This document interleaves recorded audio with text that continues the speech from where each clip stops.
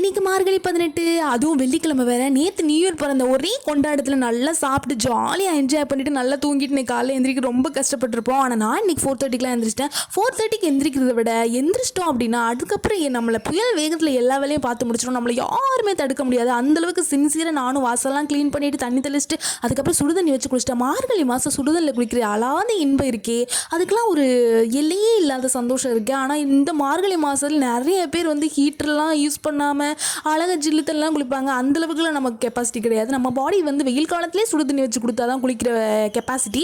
நம்ம போய் ஜில்லு காலத்தில் போயிட்டு அழகாக ஜில்லு தண்ணிலே குளிக்க சொன்னால் எப்படிப்பா? அதனால் ஹீட்டர் வச்சு நல்லா குளிச்சுட்டு அதுக்கப்புறம் பிரம்மமுகூர்த்த விளக்கு ஏற்றுறதுக்கு குட்டி குளமாக போட்டு பிரம்மமுகூர்த்த விளக்கு ஏற்றினேன். ஏன்னா 5 o'clock பிரம்மமுகூர்த்த விளக்கு ஏற்றணும். அதுக்கப்புறம் நம்ம கோலம் போட உட்காந்தோம்னா உட்காருவோம் 7 மணி வரைக்கும் அதை இழுத்துட்டு போயிடுவோம். ஏன்னா நம்ம கலர் அடிக்கணுமா இல்லையா, நம்ம ஒரே ஆளாக போடுறது ஒரே காரணத்தினால ரொம்ப நேரம் இழுத்துரும். அதனால் அதெல்லாம் உரி பண்ணாமல் ஃபஸ்ட்டு பிரம்மமுகூர்த்த விளக்கை ஏற்றிட்டு பஞ்சதீபத்தை சூரிய பகவான் வர்றதுக்கு முன்னாடியே அந்த பஞ்சபூதங்களுக்கும் காமிச்சிட்டு நல்ல சாமியை ப்ரே பண்ணிவிட்டு இன்றைக்கி ஜனவரி 2ஆம் தேதி, அதுவும் வருஷத்தில் 2வது நாள் நல்லபடியாக வெள்ளிக்கிழமை மங்களகரமாக எல்லாருக்கும் அமையணும் அப்படின்னு சொல்லிட்டு நல்லா சாமி கும்பிட்டு அதுக்கப்புறம் நான் கோலம் போட உட்காந்துட்டேன். நான் கோலம் போட உட்காந்தது காலைல 6:30க்கு மேலே தான் இந்த கொசு ரொம்ப பாடாப்படுது. அதுக்கு முன்னாடி கூட கொஞ்சம் கொசு ஊற்றி வச்சா கூட கொஞ்சம் அடங்குது.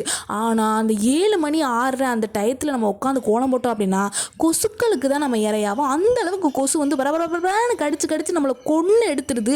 அதுக்கு முன்னாடி நம்ம சேஃப்டியாக ஓடமாசோ இல்லை கொசுவத்தியோ பக்கத்தில் வச்சுட்டு தான் அந்த கோலத்தெல்லாம் போட்டு எந்திரிக்க முடியும். என்னோட கோலம் எப்படி இருந்தது கமெண்ட்ல சொல்லுங்கள். இன்னைக்கு வரைக்கும் நம்ம சேனலை சப்ஸ்கிரைப் பண்ணி சப்போர்ட் பண்ண அனைத்து நல்ல உள்ளங்களுக்கும் ரொம்ப ரொம்ப ரொம்ப ரொம்ப நன்றி.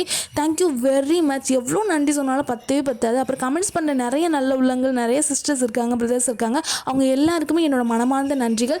இந்த நியூ இயர் கண்டிப்பாக நம்ம வாழ்க்கையில் சிறப்பான தருணங்களை அமைச்சு கொடுக்குங்கிற நம்பிக்கை எனக்கு 100% இல்லை 200% இருக்குது. அதே மாதிரி உங்கள் வாழ்க்கையில் நிறைய சந்தோஷங்கள் கடவுள் கண்டிப்பாக கொடுப்பாரு. கொஞ்சம் மார்னிங் எந்திரிச்சு பழகுவோம். நானே இப்போ தான் பழகுறேன். கொஞ்ச நாளைக்கு முன்னாடி ஃபாலோ பண்ணதான். ஆனால் நம்ம உடம்பு ஒத்துழைக்க மாட்டேங்குதே.